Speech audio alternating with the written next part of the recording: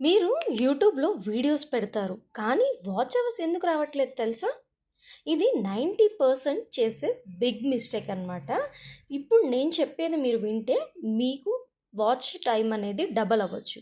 Views వస్తాయి కానీ monetisation రావట్లేదు. అంటే ప్రాబ్లం మీ వ్యూస్ కాదు, ప్రాబ్లం వాచ్ టైంలో ఉంది. నిజంగా చెప్తున్నా, ప్రాబ్లం అనేది వాచ్ టైంలో ఉంది.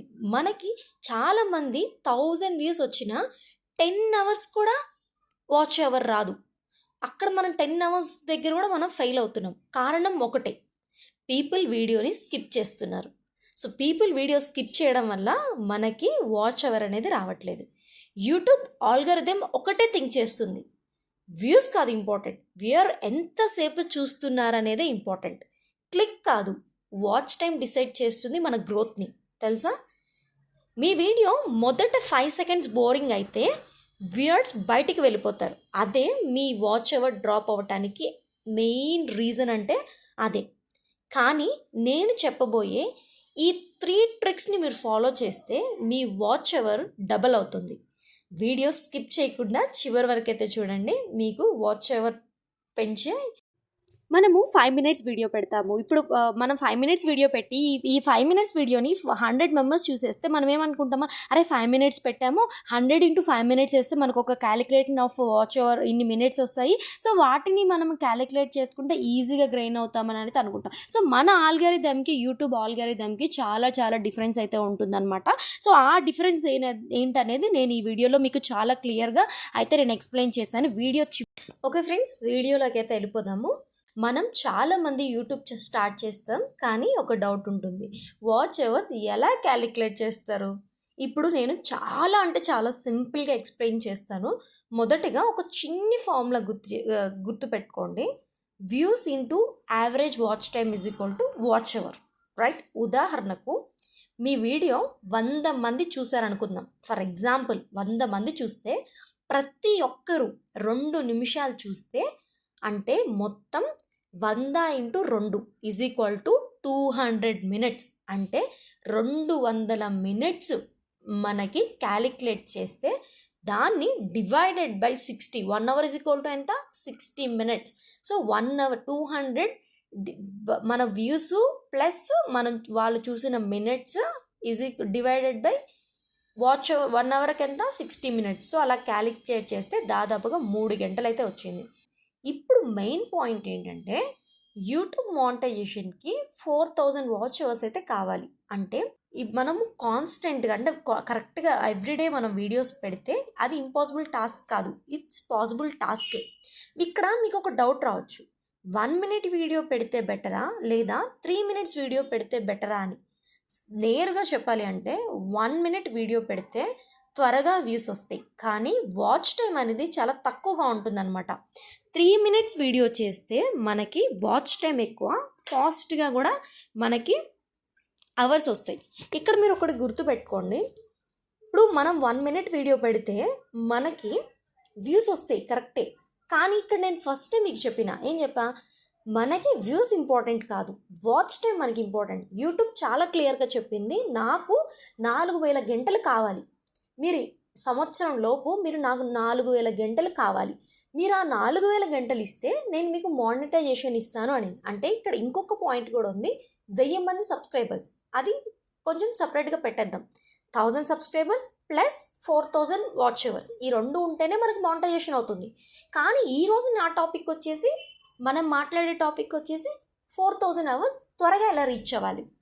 సో ఇప్పుడు మనకి వ్యూస్ వస్తున్నాయి కానీ వాచ్ టైం చూసేసరికి అసలు రావట్లేదు.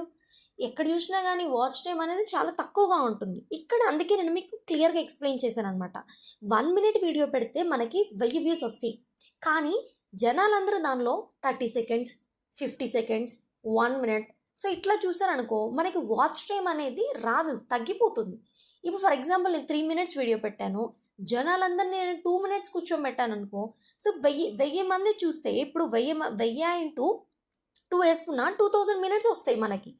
సో ఇక్కడ నేనేం చెప్తున్నానంటే, అందుకే నా సజెషన్ ఏంటంటే, ఇక్కడ మీరు ఇప్పుడు 3-8 నిమిషాలు మనం వీడియో పెట్టామనుకో, జనాల్ని కనీసం మనం ఒక 3 మినిట్స్ మన వీడియో చూడగలిగితే మనకి వాచ్ టైమ్ అనేది వ్యూస్ తక్కువొచ్చినా మనకి వాచ్ టైమ్ అనేది త్వరగా మనకి గ్రో అవుతుంది.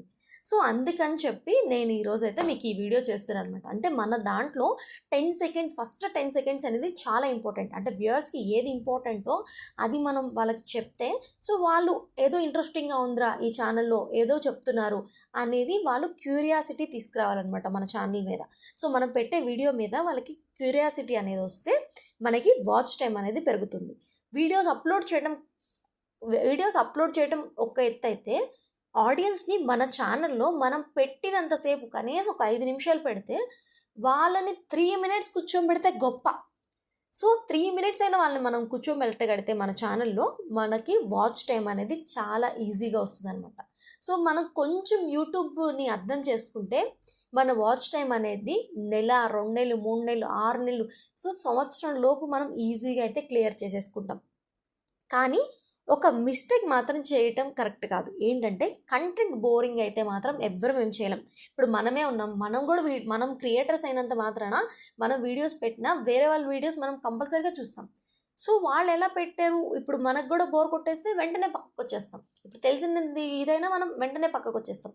సో, అట్లా కాకుండా మనం ఏం చేయాలంటే కొంచెం ఇంట్రెస్టింగ్‌గా, కొంచెం క్యూరియాసిటీగా మనము తీసుకురాగలిగితే మనకి వాచ్ టైమ్ అనేది ఈజీగా వస్తుంది. సో, ఫస్ట్ 5 సెకండ్స్ చాలా స్ట్రాంగ్ హుక్ ఉండాలి. చాలా ఇంపార్టెంట్ అయి ఉండాలి. పీపుల్‌కి చెప్పాలి. నేను మీకు ఇది ఇంపార్టెంట్ వీడియో చెప్పబోతున్నాను. ప్లీజ్ వాచ్ చేయండి అని అంటే ప్లీజ్ వాచ్ అనేది మనం ఒక వర్డ్ చెప్పేసి వదిలేయాలి. కానీ అదే పనిగా చూడండి అంటే అక్కడే వాచ్ టైమ్ అక్కడే అయిపోతుంది. సో, పీపుల్‌కి బోర్ కొట్టేస్తుంది. సో, ఇక్కడ ఒక చిన్న మిస్టేక్ వల్ల యూట్యూబ్ ఛానల్ గ్రో అవ్వదు. అంటే వ్యూయర్ కంటిన్యూ చేస్తే మన ఛానల్ అనేది గ్రోత్ అవుతుంది. ఇక్కడ ఫైనల్‌గా నేనేం చెప్తున్నానంటే మన ఛానల్ గ్రో అవ్వాలంటే thumbnail plus title plus content ఈ 3 స్ట్రాంగ్ అయితే మనకి వాచ్ అవర్స్ అనేది ఆటోమేటిక్‌గా పెరుగుతాయి. ఇప్పుడు నీ ఛానల్ ఉంది. నువ్వు మంచి కుకింగ్ వీడియో పెట్టావనుకో ఆటోమేటిక్‌గా మనకి వాచ్ అవర్ అనేది పెరుగుతుంది.